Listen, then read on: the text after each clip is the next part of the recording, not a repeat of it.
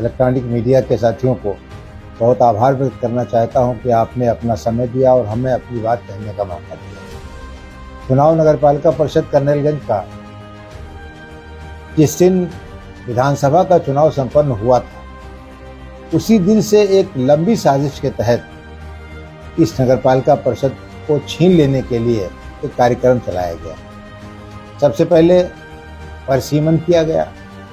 परिसीमन में जो गवर्नमेंट के मानक हैं, कि कौन कौन सी चीज़ें शहरी लक्षण विद्यमान हो तब उनका परिसीमन किया जाता है, उसको बिल्कुल ताक पर रखकर सिर्फ हिंदू और मुस्लिम इन वोटों को निगाह में रखते हुए परिसीमन किया गया।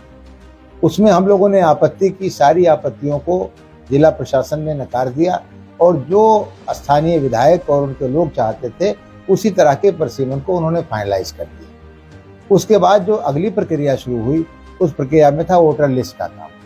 वोटर लिस्ट के काम में बड़े पैमाने पर इस बात की कोशिश की गई कि तमाम मुस्लिम मत काट दिए जाएं और दूसरे पक्ष के मतों को बढ़ा दिया जाए। उसका सबूत मेरे पास मौजूद है कि जो फॉर्म जमा किए गए जो मौजूदा विजयी प्रत्याशी हैं उनकी तरफ से, उन फॉर्म में पहले से मुहर लग के रखी हुई थी कि इसको निरस्त किया जाए, इसको परिवर्धन में बढ़ाया जाए, सिर्फ बीएलओ को उस पर सिग्नेचर करना था। वो कार्यक्रम चला। उसके बाद जब चुनाव नज़दीक आया, चुनाव की तिथि घोषित हो गई, चुनाव नज़दीक आया, तो हमारे लोगों को प्रताड़ित करने का काम शुरू किया गया। एक एक आदमी को फ़ोन करके बड़े लोग कि अगर आप सामने जाओगे तो आपके साथ बहुत बुरा बर्ताव होगा, आपको पुलिस बंद करेगी, ये करेगा, वो करेगा, ये सब नौबत करेगी। फिर जिस दिन चुनाव वोट पड़ रहा था, उससे 4 दिन पहले मेरी गाड़ी मेरे कार्यालय पर खड़ी थी। कोई उसमें आपत्तिजनक चीज़ नहीं थी। कोतवाल साहब ज़बरदस्ती उसको लेकर के आए, उन्होंने उसको सीज किया। हमारे सभासद साबिर के खिलाफ FIR दर्ज करवाई। हमारे एक समर्थक कलीम को बिला वजह उसके घर से पकड़ करके उसको 151 में जेल भेजने का काम किया गया। इसके बाद भी हम शासन प्रशासन के ऊपर विश्वास करके, जनता के ऊपर विश्वास करके चुनाव लड़ते रहे।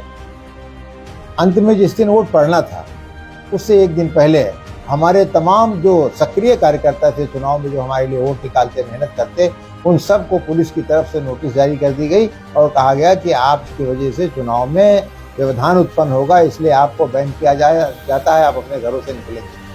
और उसमें से कई लोगों को उनके घरों से पकड़कर पुलिस पूरे दिन अपने गाड़ी में बिठाए घूमती रही और शाम को जब वोटिंग खत्म हुई तब उनको छोड़ा। इसी पर बस नहीं किया। जिस दिन वोट पड़ रहा था, आप सब लोग जानते हैं, मैंने जिलाधिकारी महोदय को भी दिया है, आयुक्त महोदय को भी लिख करके भेजा है कि स्वयं माननीय विधायक जी अपने लोगों के साथ जितने भी बूथ थे, चाहे वो पिपीरी का हो, चाहे वो कन्हैयालाल इंटर कॉलेज का हो, चाहे वो नगर पालिका परिषद कर्नलगंज का हो, आप सब सम्मानित पत्रकार महोदय जानते हैं कि उन्होंने खुद पोलिंग बूथ में अपने लोगों के साथ जा करके दबंगई की, पीठासीन को मारा और ज़बरदस्ती वोट छीन करके वहाँ बूथ कैप्चरिंग करके अपने वोट डाले। इतने पर भी तसल्ली नहीं हुई, इतने भी तसल्ली नहीं हुई। तब जिस दिन वोट गिना जाना था, रात में 11:30 बजे मैं रज़िया बेगम का इलेक्शन एजेंट था, मेरे भाई फ़हीम को, मेरे बेटे तनवीर को, मेरे भतीजे को, मेरे बेटे जुनैद आलम को, मेरे बेटे जावेद को, इनको काउंटिंग में जाने से रोकने की नोटिस दे दी गई। जबकि ये कहा गया था कि बाहर का कोई आदमी काउंटिंग एजेंट नहीं बनेगा, धर्मेंद्र तिवारी जो यहाँ के वोटर भी नहीं है वो वहाँ बाकायदा टहल रहे। इतना ही नहीं किया गया, एक विशेष पहचान के तौर पर जितने भी बीजेपी के लोग थे उन सब लोगों को एक भगवा रंग की शर्ट पहनाई गई, जैसे वो उनका एक सर्टिफिकेट हो कि ये चाहे जो कुछ उल्टा सीधा करें, इनको कोई कुछ नहीं कहेगा, और बाकी लोग अगर कुछ भी करते हैं तो उनके साथ पुलिस जाती करेगी। इतना ही नहीं हुआ, आप जानते हैं कि पोलिंग काउंटिंग बूथ के अंदर कोई फ़ोन नहीं अलाउड है किसी को। हमारे लोग एक फ़ोन लेकर के नहीं गए, लेकिन बीजेपी के लोग 2-2 फ़ोन लगाए, पुलिस वालों के सामने आराम से बात कर रहे थे, कोई उनको टच नहीं कर रहा था।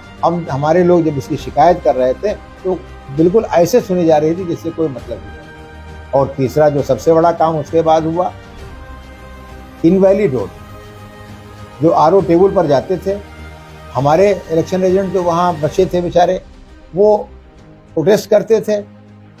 जो आरओ थे उनके पास 20 बीजेपी के लोग चिल्लाते थे कमल कमल कमल कमल, और अंत में अगर वो उनका होता था तब तो वो वैलिड हो जाता था, साइकिल का होता था तो उसे हटा दिया जाता था। इस तरह 730 वोट इनवैलिड किए गए, इसमें गारंटी से 600 वोट हमारे हैं जो इनवैलिड किए गए। इस पर भी बस नहीं हुआ, 6वें चक्र तक मतगणना, 5वें चक्र तक मतगणना का टेबल बना करके बराबर भेजा गया। हमारे पास मौजूद है, पत्रकार बंधुओं के पास भी मौजूद है। लेकिन जब 6वां राउंड आया, जिसमें मोस्टली हमारे वोट थे जो उनकी लीड को पूरी तरह से कवर कर रहे थे, तो 6वें राउंड की कोई टेबल जारी नहीं की गई। बाद में वहां शासन ने भेजा हो, अपने यहाँ हम नहीं जानते, लेकिन यहाँ नहीं जारी की गई, हम लोगों को उपलब्ध नहीं हुई। और इसी पर बस नहीं किया गया, 6वां राउंड कंप्लीट भी नहीं हुआ था कि 7वें राउंड के बक्से भी ला करके टेबल पे डाल दिए गए। इस पर कर्मचारियों ने प्रोटेस्ट किया कि हम नहीं करेंगे इस काम को। और सारे पुलिस वाले, जो एसएसबी के जवान थे, वो मूक दर्शक बन के बड़े खड़े रहे। सारे पुलिस वाले ऐसे घेरे हुए थे हमारे लोगों को कि जैसे किसी ने बहुत बड़े डाकू को घेर रखा हो, और एक एक बात पर इनका, जिसका भी पास है उसको चेक करके तुम तो फला के हो, बाहर निकलो। बेइज्जती के साथ उनको बाहर निकाला गया और फिर धांधली करके इससे पहले कि काउंटिंग का कोई सही परफेक्ट रिजल्ट आए, ये घोषित कर दिया गया कि फला साहब जीत गए। ये पूरे चुनाव के सिनेरियो है जिसको आप जानते हैं। हम जनता को धन्यवाद देना चाहते हैं जितने इतने बड़े पैमाने पर हमारे साथ सहयोग किया, हमें वोट दिया। अब शासन ने, प्रशासन ने, सत्ता ने जबरदस्ती करके, जैसा कि उनका दस्तूर है, हर जगह करते हैं। हम तो बहुत छोटी इकाई हैं, आजम खान साहब के साथ भी इस तरह का वो कर चुके हैं, तो हम तो मानते हैं, क्योंकि बहुत पहले मान्यवर ने कहा था कि किसी भी प्रकार से हमें इसको लेना है। और बीजेपी के लोग ये बात चिल्ला चिल्ला करके कहते थे कि जीते चाहे जो कोई, सर्टिफिकेट हमें लेना। तो उनकी सत्ता थी, उन्होंने सर्टिफिकेट ले लिया। मान्यवर सामान्य स्थानीय विधायक, मैंने इसकी हर अनियमितता की शिकायत मैंने आयुक्त महोदय से, निर्वाचन आयोग से, माननीय जिलाधिकारी महोदय से, माननीय पुलिस अधीक्षक महोदय से, माननीय अपर पुलिस महानिरीक्षक महोदय से, और कमिश्नर समाजवादी पार्टियों का जाकर के जिलाधिकारी महोदय से मिला है, उनको भी लिखित शिकायतें दी गई, लेकिन किसी शिकायत पर कोई कार्रवाई नहीं हुई।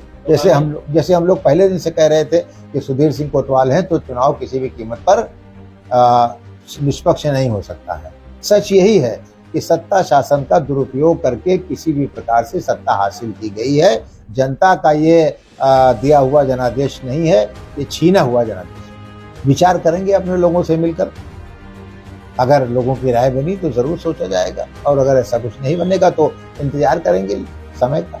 निश्चित रूप से मैंने जितनी घटनाएं बताई वो सब क्या कह रही हैं, मैं थोड़ी कह रहा हूँ, घटनाएं स्वयं कह रही हैं।